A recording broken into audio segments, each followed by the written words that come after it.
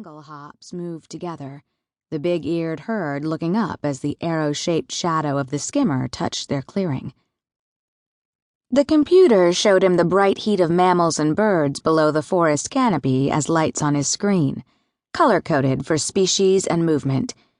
Tags embedded in larger animals declared that 2 were marsupials and 1 was a hunting cat stretched out on a tree trunk as long as Charlie was tall. He cataloged the cat as interesting, but kept his focus on looking for untagged humans. The forest gave way to stony ground filled with short scrub trees and spiny grasses, a place where life depended on deep roots thrust into meager soil. The day heated, and life hid under rocks and roots. Sweat stuck his shirt to his back. The skimmer's trajectory turned again, still over the rocky plain. He admired the stark interplay of gray and black, shadow and rock, the occasional punctuation of pale green. Pale yellow flowers bloomed in the shade of rocks. 12 heat signatures blossomed onto the screen in front of him. He drew his gun, started the familiar, fluid motion of his safety checks. An audible beep signaled a living human, then another. He listened for the third. Nothing.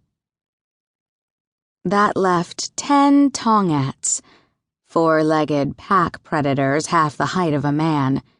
He was close enough to see details. The hair on their spines stood up, and their ears pricked forward and back. Most crouched low, shoulders hunched, ready to spring. The biggest and blackest of the beasts circled the pack at a lope.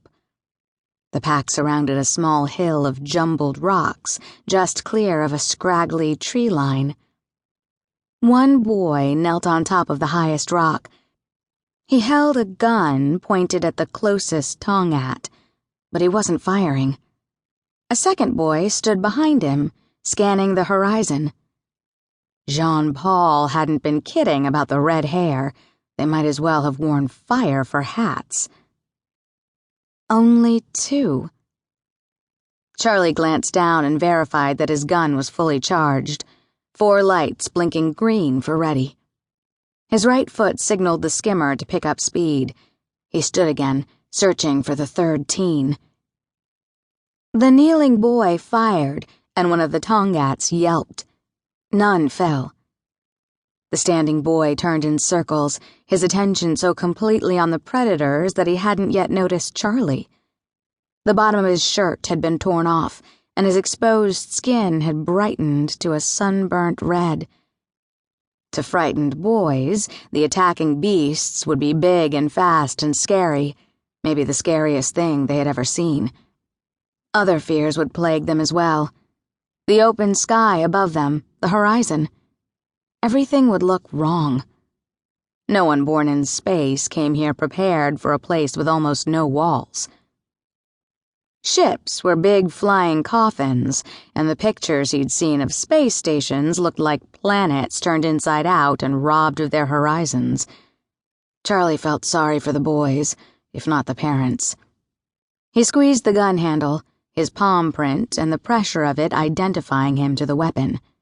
He was ready. He came in close, slowing the skimmer and starting a wide circle around the boy's location. A few of the tongats looked up, recognizing him as a threat. He fired at the big black one first, grimacing as he hit it.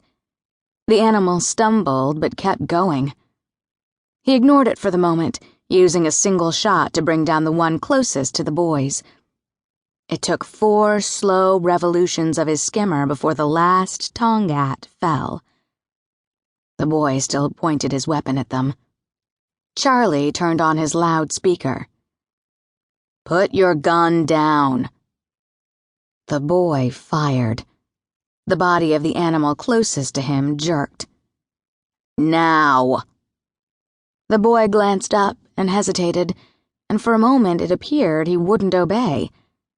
Then he laid his weapon down and stood up.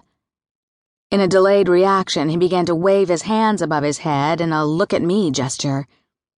Charlie thumbed his line to Jean-Paul open. "Found 2 of them. Apparently, they were hunting."